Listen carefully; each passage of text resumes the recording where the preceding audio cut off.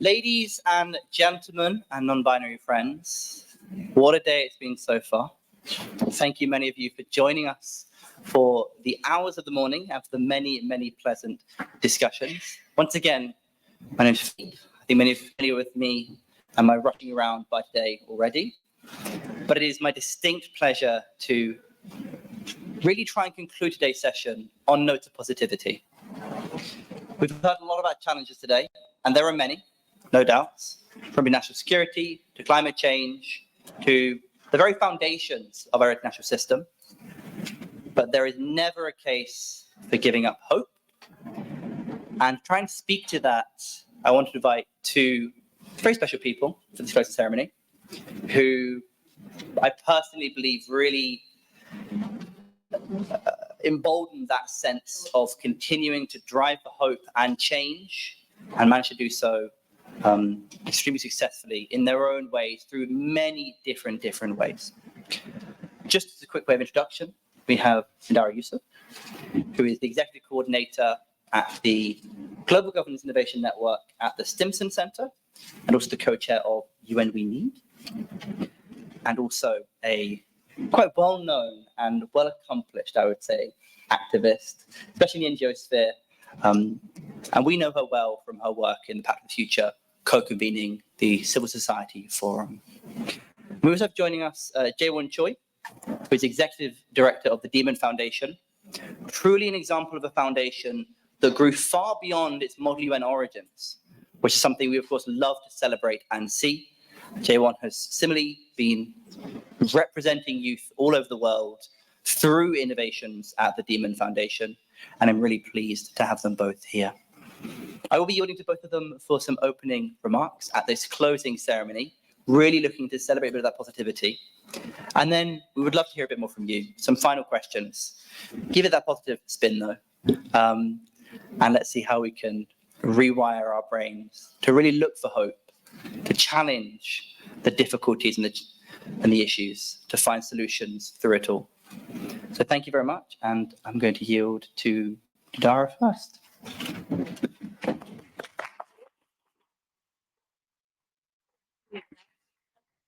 You can hear me okay? Fabulous. Thank you so much. Firstly, thank you, Philippe, for inviting us. Thank you for everyone who's organizing, for pulling this together.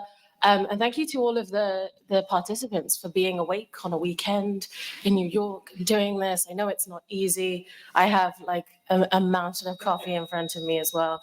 And I haven't even been here the whole day. So firstly, thank you. And it's great to see so many keen, interested young people. Philippe told me I had to be positive, which is like not true to my nature generally. But we're going to try. And maybe the way to do that is to like rewind a little bit and be a bit nostalgic. So I was a model UN kid, right? I was someone who, I think the first model UN I ever did, I was like UK ECOSOC, and was coming up with crazy ideas about how we were going to achieve world peace in ECOSOC, which didn't quite sink, but you know, it is what it is. And I do get made fun of sometimes that I turned my hobby into my career. I now work in kind of recommendations for better global governance systems. So the Global Governance Innovation Network is a network of 95 research institutions around the world, universities, think tanks, research organizations, all trying to develop better recommendations for the global governance system, from G20 to the United Nations to the World Bank and so forth. And Coalition for the UN We Need is an organization of 650 NGOs around the world, all trying to work towards a better UN, Coalition for the UN We Need. And so we support these actors in the great work that they're doing. Three things that I learned about that I think stuck with me for my career that I learned through Model UN. And I'll share those with you, take them for what you will. And maybe I'll sort of like wrap up at that point. The first thing is that multilateralism matters. The fact that you're all here as countries, you know, representing different folks from around the world, this matters. more and more we're hearing the question of like, what does the UN bring to the table, right, in the global system? Well, the UN brings the table, right? It brings the space to convene, the space to discuss, and the space to process dissent, because very few other forums in the world provide you the opportunity to disagree in a way that is sort of meant to be what that forum is for. It's also an organization that's based on prevention, right? That was its core reason for being formed. So how do you measure success with the war that didn't happen, the pandemic that didn't take place, the climate catastrophe that didn't occur? It's difficult to kind of give the UN the credit it deserves when its success is based on what didn't happen, right? And so it really takes a special type of person to believe that the organization is working.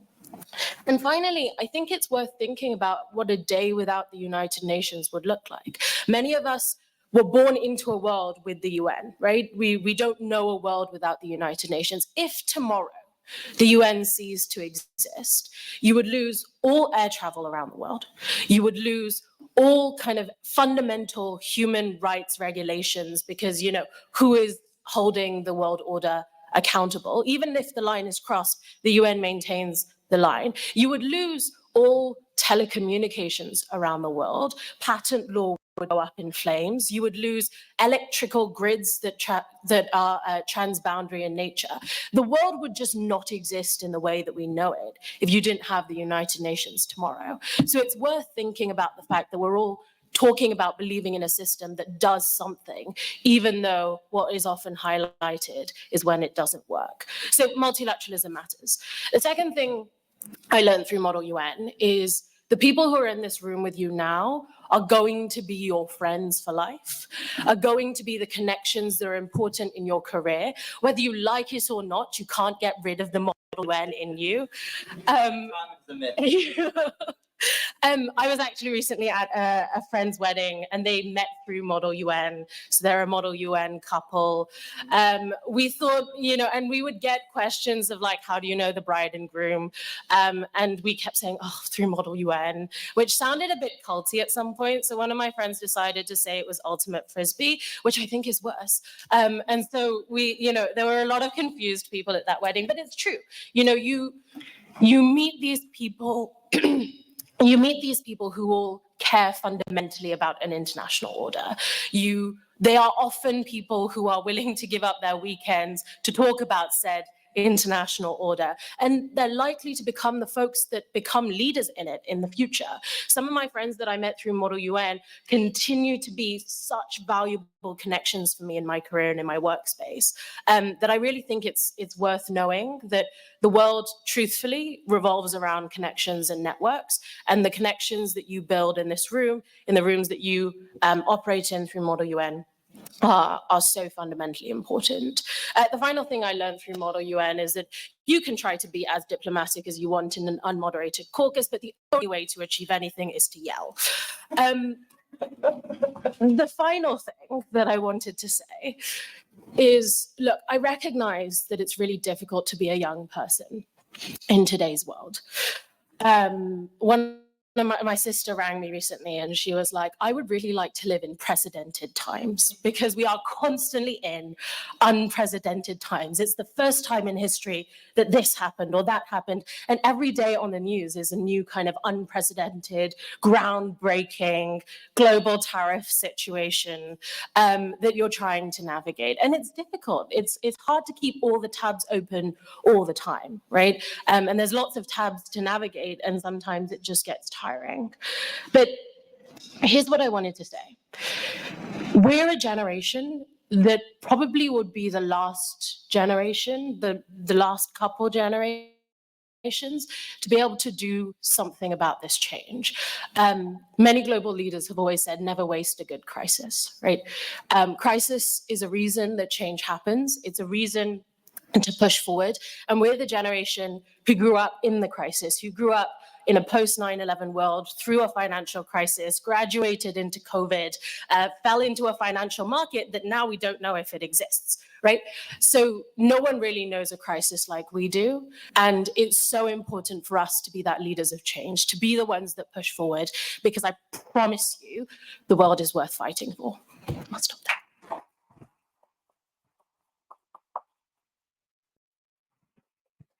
You say it's hard to think positively, but you've inspired us so much. Thank you very much, Nudhara. Jaewon, please, love to hear from you. Well, good afternoon to you all. Just to introduce myself again, I'm Jaewon. I'm the executive director of the DMUN Foundation. We are an international nonprofit that focuses on capacity building and educational programs for young people and diplomacy, which includes our Model UN, which is our flagship program. Personally, I consider myself to be at the crossroads, between Model UN and multilateralism.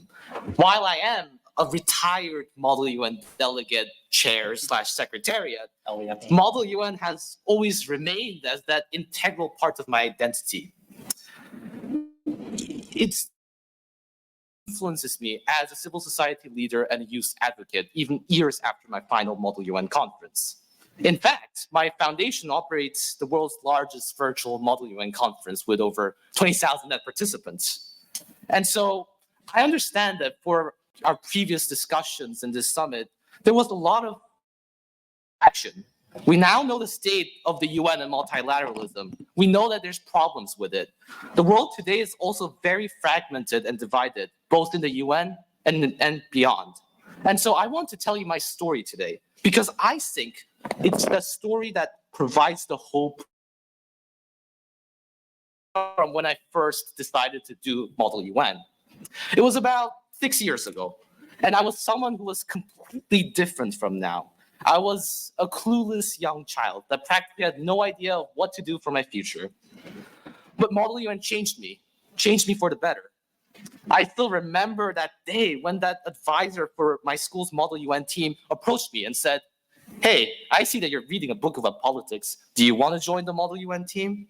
And that's the moment that I feel my life has changed.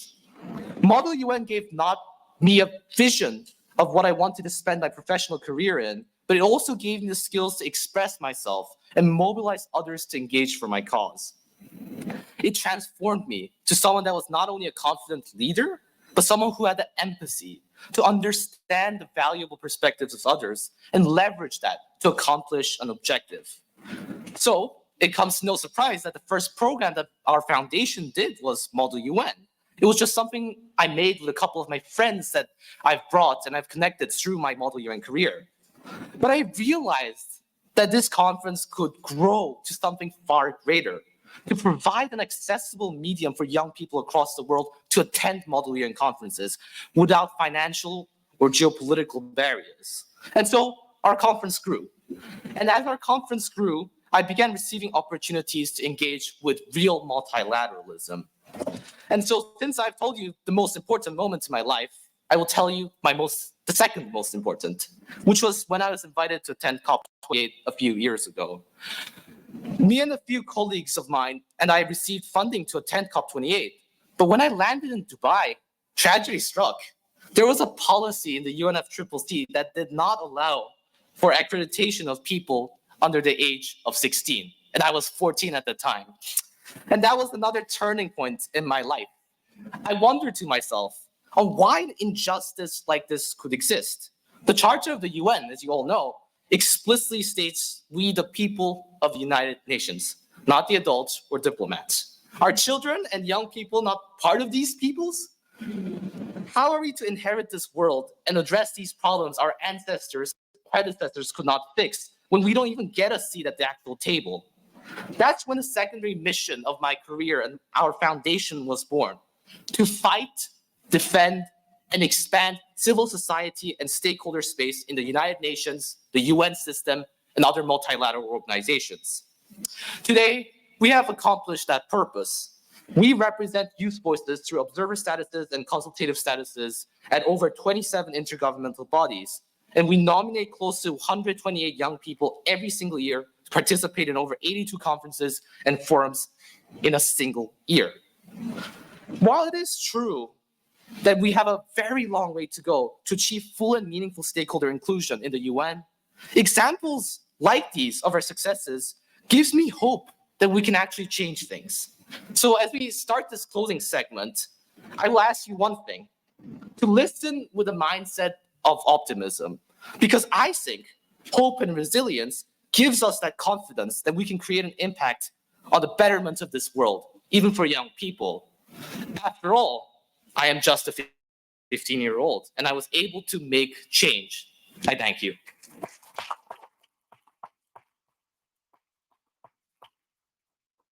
Thank you very much, Jaewon. And again, I mean, at 15 years old, could I even read and write at that point? I'm not even sure. Thank you so much. Now, I do want to open up the floor for questions, but I do want to, moderator's privilege, ask you both a question. UN processes aren't quick. An institutional process, I know that's controversial to say, they're not quick. How do you reconcile the fact that you see just in front of you, around you, justice that could potentially be solved quickly or has fairly quote unquote straightforward answers that are slowed down by institutional bureaucracy? And how do you manage working within that system? A simple question. What are some tips and tricks? And then it's over to you guys for a few questions. So think of them. Yeah. Cool. I can go first. How honest do you want me to be? I'm like, is this live streamed? Can I be honest? Yeah, right. Okay, good to know. Good to know. Okay. First thing, bureaucracy isn't a bad thing. It gets a terrible connotation, especially in today's global geopolitics. It's the checks and balances that we need in order to control unchecked power, right? So bureaucracy in its essence is not a bad thing. I think we need more people who shift towards kind of good bureaucratic systems, more people who recognize the value of bureaucracy and do it well, as opposed to say either it's a thing that's bad and I don't want to do it, or it's going to be slow anyway. So that's a shift that does need to happen.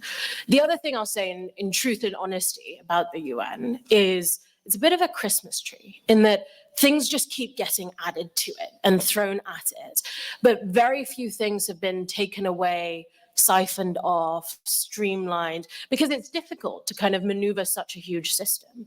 And I think that the pressures the UN is facing right now in the world are going to force it to think about what its comparative advantage is in global governance in the multilateral system. So more and more, I think we're going to see some decentralizing, because I agree. I think there are some things that the UN does that it is not the best actor to do them. And decentralizing capacity building is probably the best way to go about it. So I think it's a balance. I think you can't throw out the whole bureaucratic system just because you don't like a part of it or an inefficiency in it. As for like how I personally have navigated it, I think it's important to know the people who are going to be your champions and your supporters and really working closely with them. I'm looking at Vitorino's in the room over there, who's always a friend, and I bother him constantly on WhatsApp, like, hey, can we have this and support Kia? But it is so important to know the people behind the system. A bureaucracy isn't just like this ominous thing. It's a whole bunch of people acting within a structure. And if you can get to the human side of the bureaucracy, if you can get to the human nature of it, I think you can really push the needle on change. But it is slow. It does take time. And I think that is one of those things where patience and resilience just becomes that much more important. Well, I think I have three things. One is acceptance. The other is steady small successes. And the third one is multi-generational collaboration. And so it is true. UN processes aren't quick. And to be honest, I have accepted it as almost an axiom. Like, this is so fundamental to the operations of the UN system, and multilateralism in general, that it's very hard to change things. But I have learned to reconcile with it and to still advocate knowing that fact. And so knowing that effective advocacy takes time, I have learned to find satisfaction in steady, small successes, where that's your organization being accredited to a conference or that small intervention you did on a side event. Those are successes that still matter. And it's the motivation that keeps us to continue doing the work that we do. And so I would view that changing the foundations of multilateralism is an intergenerational task. If I ask the question to myself on would the UN change in my lifetime, I have no idea. I hope it would, but I do not have the answer to that question. But at least I will find satisfaction in knowing that I built those foundational principles and that foundational work that the next generation could take over. And I think that's what gives me that spirit, that motivation to continue this work, even with the challenges that we face as young advocates.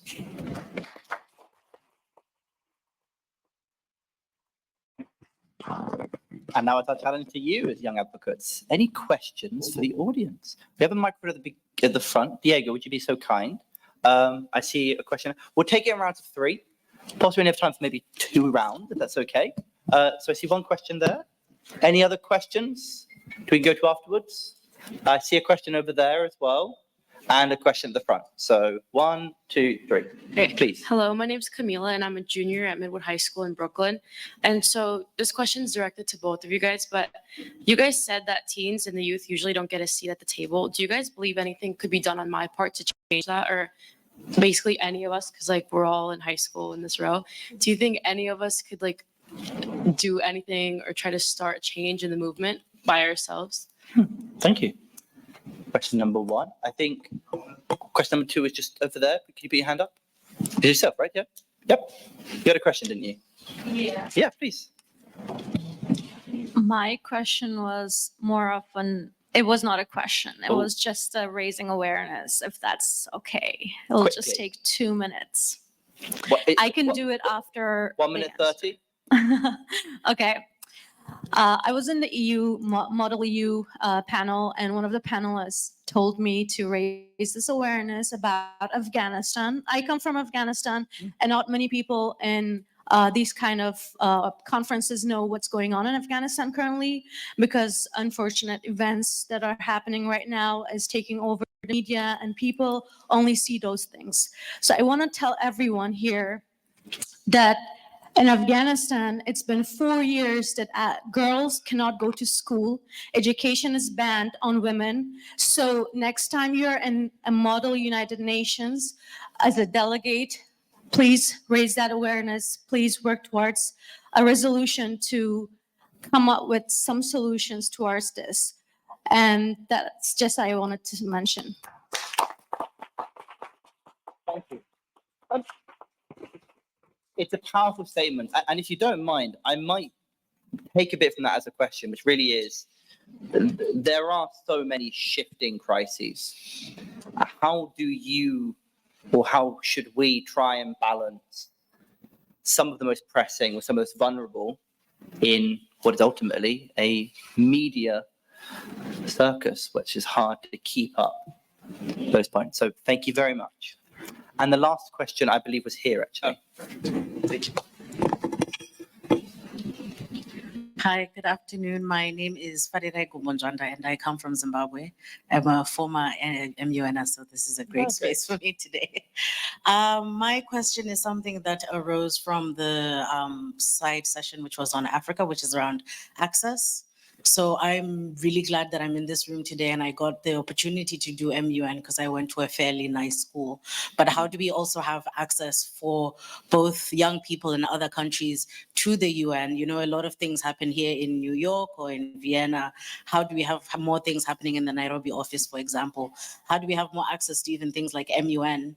And because I feel like this is something which was foundational in me being interested in the space and also knowing the language way before, whereas some of my other young people come straight from the continent. You don't know the language of the UN.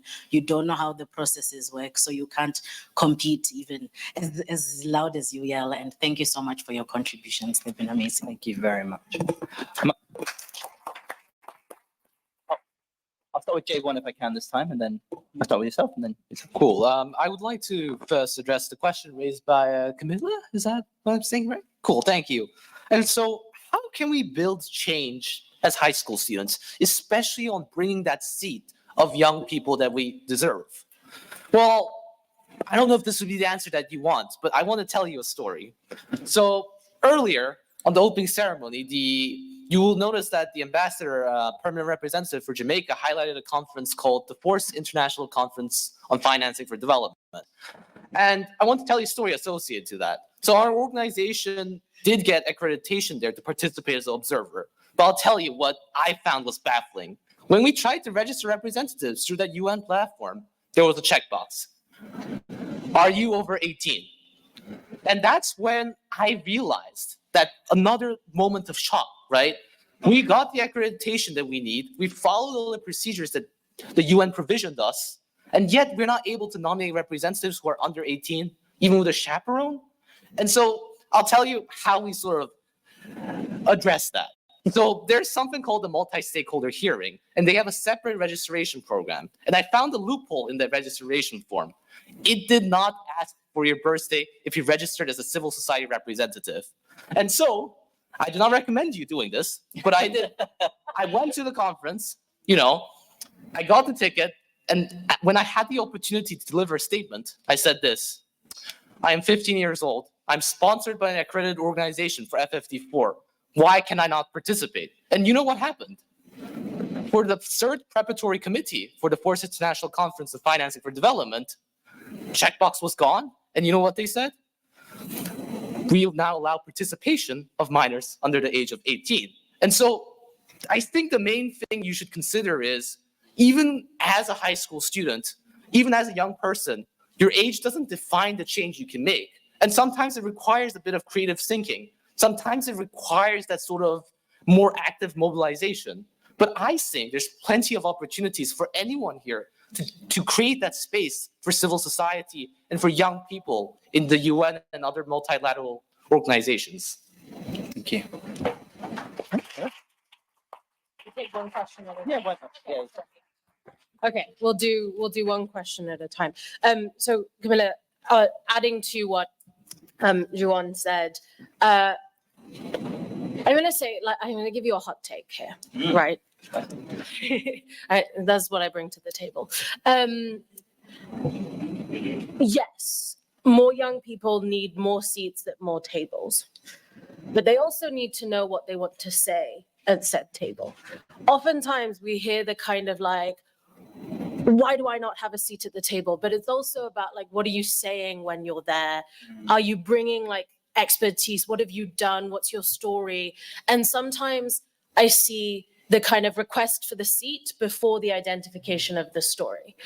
And I think that it's important, especially as young people, to build expertise, to know what we're talking about. If we're engaging as Jaewon is on the 4th International Conference on Financing for Development, have you read the drafts? Do you know what's going on?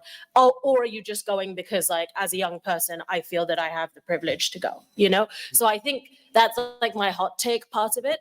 But on like actually answering your question in terms of how you at your high school could make a difference. Look, the Summit of the Future just concluded. You've been hearing a lot about it. The Pact for the Future is its outcome. That's just the game plan. It's the concept of the plan, right? That we have to take forward this whole 56 actions that if you actually break it down, there are 371 sub-actions that need to be implemented as part of the pact.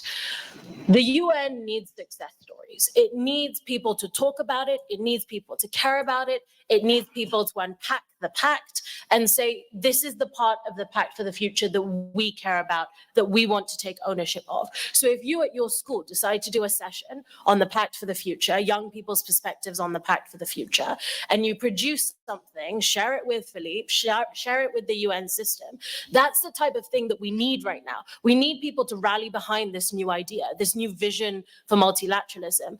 And young people are great at rallying, are great at creating fuss about something, are great at saying, hey, this is a thing that you agreed to as global leaders, and we need you to care about it. We need you to stick to the plan.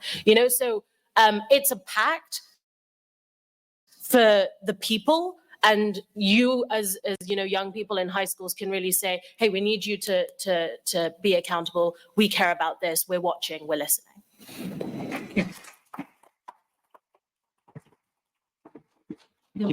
Yeah. Do you mind if I make a small contribution to it? many people who disparage young voices, for example, elected officials, do so because you can't vote yet, because you're not 18 or whatever the voting age is in your country, and you do not have political power. Ultimately, as an adult, political power is where your power comes from. Never underestimate that in a certain amount of time, you will have political power. And you can say things right now that influence the voting decisions and the flow of political power in or out of any system, no matter what age you are. And I think that is very valuable. It hits a bit more to the crux of the situation. It gets them in the kneecaps. And that's something that even the most battle-hardened politician who hates young people, will have to address the fact that at some point, you're going to be voters. You can already influence adults on their voting beliefs.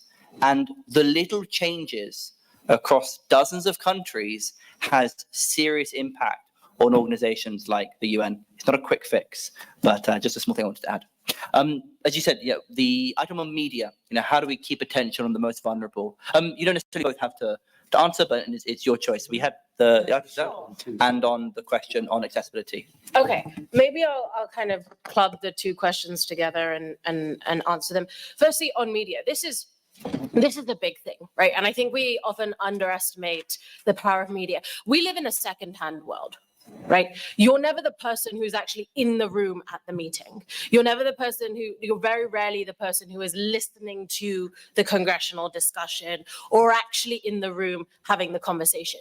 You receive it secondhand. You see it on social media. In other words, everything that we receive informationally is mediated, right? And this is the role of the media. And so when that becomes more biased, or when that mediation is filtering and removes some truths, not, Afghanistan being one kind of key example, but around the world, globally, there are several crises happening where, cameras are trying to get shut down. I think that there is importance in, as young people, being aware of media bias and not taking information for granted in the way that we receive it, making sure that you're reading things before you share them, feeling like you can have an opinion about something in the media and not just take it for fact, right? So I think that that's an important way to think about it. I will say there was a really powerful moment. I was at a Doha Forum last year, and the Doha Forum every year gives an award to peacekeepers or great contributions to global governance around the world.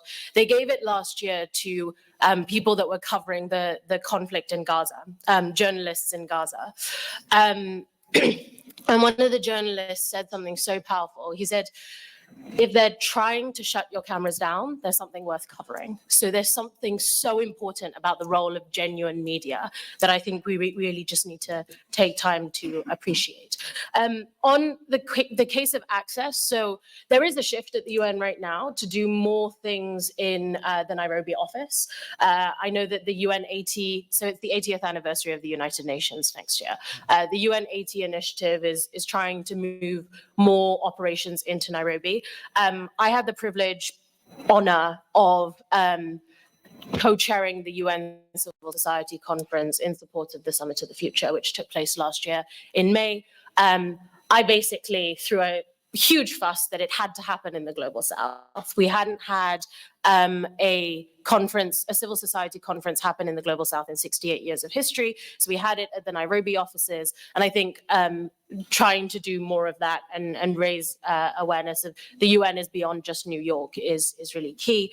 The de-jargoning is such a big role, though, that especially people who have the opportunity, all of you who have the opportunity to be here, also have a responsibility to those who aren't here, right?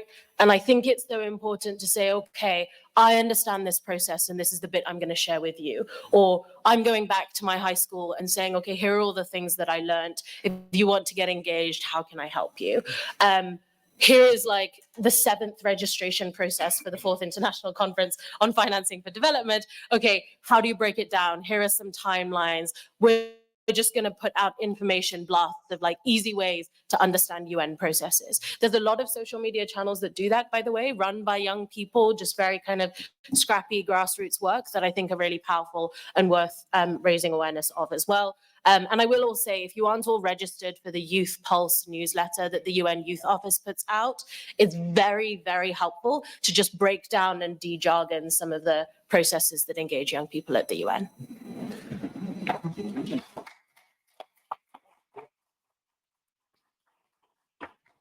So I think for your third question here, you mentioned two things, right? The UN and model UN. And I think you covered the UN quite well. And so I think using my expertise in MUN, I think we should talk about how do we make model UN more accessible?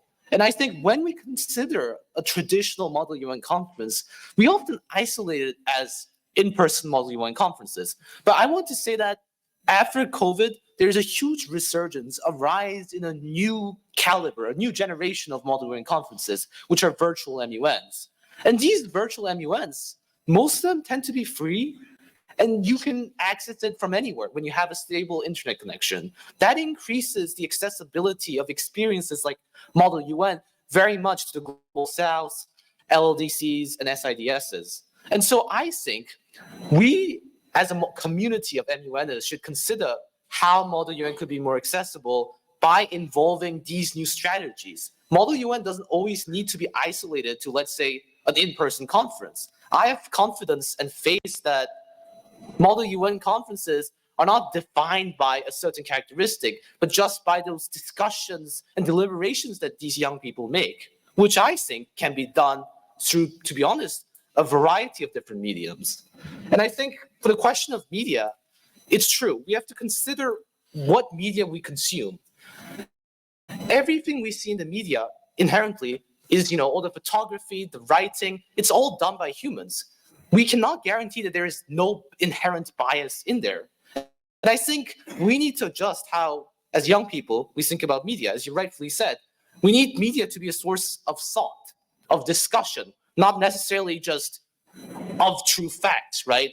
I would say media is not an encyclopedia. It's just a little topic that suggests you to think about what's happening. And so with the proper consumption, I think some of the most pressing challenges with the media bias could actually be resolved.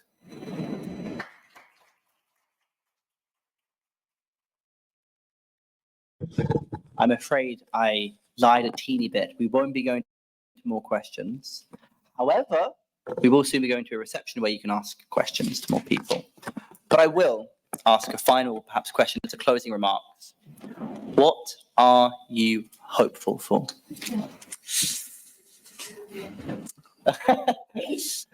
Well, okay, Jaewon, you've put on the spot. And, if you want other closing remarks, please do use the moment for it. So I think my entire opening speech was about hope, but now I have to talk about other hopeful things, right?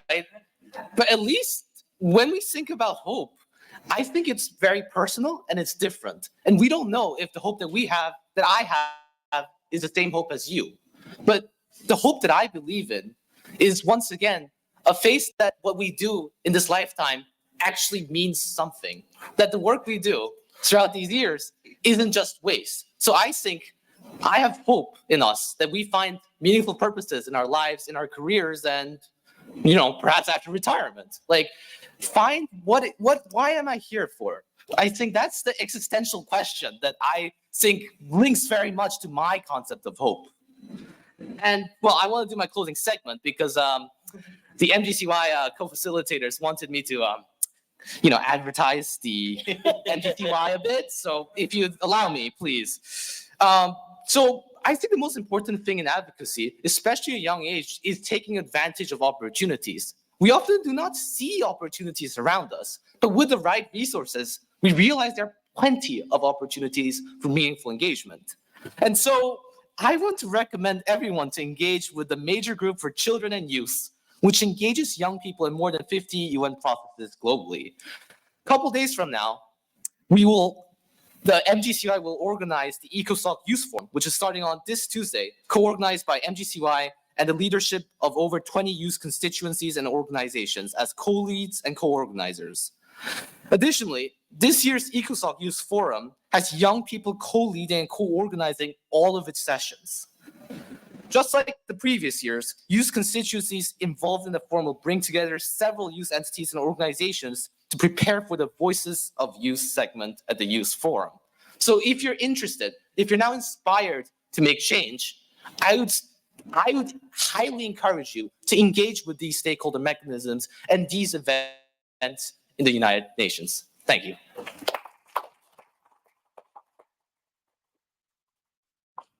What gives me hope? I mean, like just even sitting here, right? At 15, like the thought process that is happening, I'm hopeful that he'll fix the world when he grows up a couple more years from now. So truthfully, I think that I would like to believe in the fact that most of us are good, right? Innately, people tend to be good. It's rational for us as societies to work together, to be cooperative amongst each other. It's almost evolutionary for us to be good citizens in a society. We do the bad when it's easy, right? When it's easier to be bad than good. I think we're coming up against a moment where it's called cynical optimism. You're going to be good because you have to, right? We're going to work our way through this because we have to. You're going to face this crisis and come out the other end because we have to, right?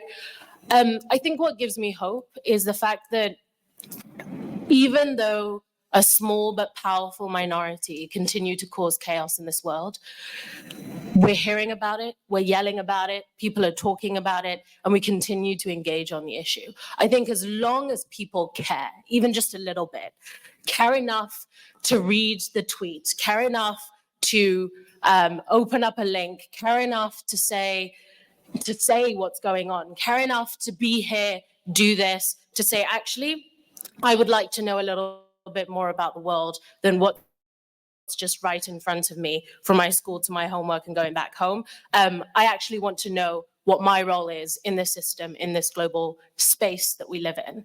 I think as long as you care just a little bit, that gives me so much hope.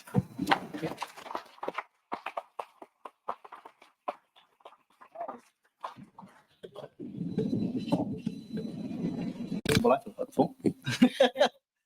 Thank you very much, Jaewon and Nudhara, for your absolutely incredible interventions today. It is on. It was a real pleasure listening to you both. I could not imagine a better pair of speakers to end us at this Model UN Summit. And the time is sadly soon to come to end it. If you may permit me, a few thank yous to all of those. And if I wouldn't quickly ask where my colleague Diego is through the camera, that would also be helpful. But he is not here. No. Would you mind it? Thank you. Firstly, I'd like to give a big thank you to all of our sponsors and supporters of the conference, specifically Youth Model UN, the Portuguese permanent representation to the United Nations, UNA USA, National Model UN, who are a co-host, but also have put in so much to this conference, as well as Wafuna, who are really there supporting us, both spiritually and of course joined us as a speaker earlier today, but without whom we would not be here today. Our other partners as well, the Jamaican, Slovenian, Polish permanent representation to the UN, Best Delegate, a number of other non-profit organizations, conferences, positive people who have given us hope and helped us across these years. I'd also like to quickly do the team shout out now, whilst we're still all here, because they deserve all of the recognition they can get. To those who helped today in person, Bella, Caitlin, Kathleen, Chase, Kira, Diego, Dua, Jackie, Uni, Nadine, Nur, Safia, taking my photo right now, Sharon, Tasha, Tomi, and Virgil, who all really helped volunteer today. Thank you. And online, and I know she is watching there, from Turkey, Lujane, who is the queen of our online system and one of our absolute best people there. And the other team who helped MUNers Cross Borders succeed for the year, Megan, Martine, Teresa, Jessica, Emre, Erin, Fraser, Abby, Jordan, And I can't read my own handwriting, but all of the rest of the team who helped there. And I want to end on a story that says a little bit about why I do what I do here, what I think many of you do. And the story starts actually in a very negative place. In 1919, in Amritsar, in India, following a massacre committed by British soldiers. Killed hundreds, if not thousands, but never sure of the numbers. In Amritsar in 1919, there was a young boy called Mir Mahmood, who was from a fairly well-off family, witnessed these atrocities, and moved on to study, moved on to Oxford. He was very privileged to do so. And in 1921, Mir Mahmood was one of the first ever presidents of the Oxford International Assembly, the first ever student youth-led simulation of an international organization.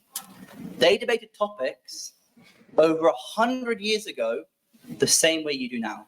One of their first topics ever, the Silesian question in Poland, looking at reparations in the post-World War I environment, topics that are still pertinent to this day.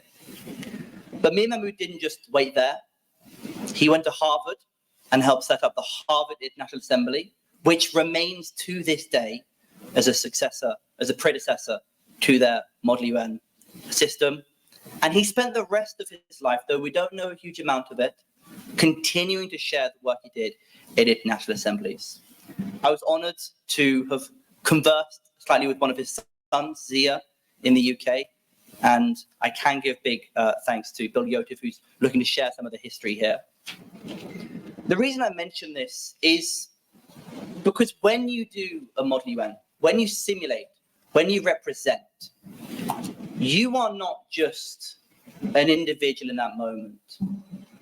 You are a part of 100-year collective of peace building, of integration, of sharing, collaboration, learning, improvement, and honestly, in the love of humanity and the way that we come together to overcome the obstacles and in many cases the horrors that persist in this world, that young people don't feel like they have the skills and the challenge to overcome. But Model UN and simulations gives you the skills and the challenges to overcome. Every time you simulate, be proud of standing in that tradition. Every time you simulate, look around the room and realize, just as Nudhara mentioned, many of you will go on to learn and use the skills you learned there. And every time you simulate, do not take it for granted. There are millions who wish they could as well. It is our responsibility. It is as a part of our privilege to be able to have done this, to share, collaborate, and bring together so that no one is left behind. And for me, that is the ethos behind Model UN. That's the reason that myself and I think so many others have spent their time here, because it is fun and it can be silly as well, but it is rooted in such a deep part of humanity that I think we only scratch the surface when we do a single one. And that's why I'm extremely proud to have set up this organization 5 years ago, to be leaving it this year in hands, I hope, as stable as my own, to continue it on. Proud also to be hosting more activities alongside this next week at the Youth Forum, and to share this time and space with all of you and all of the speakers. And with that, and I know this is very corny, but it's a Model UN thing, I have a gavel. This is my gavel that I've taken for like 10 years now as well. This sticker I feel looks older than you, Jaewon. I do close the 5th edition of the Model UN Summit 2025.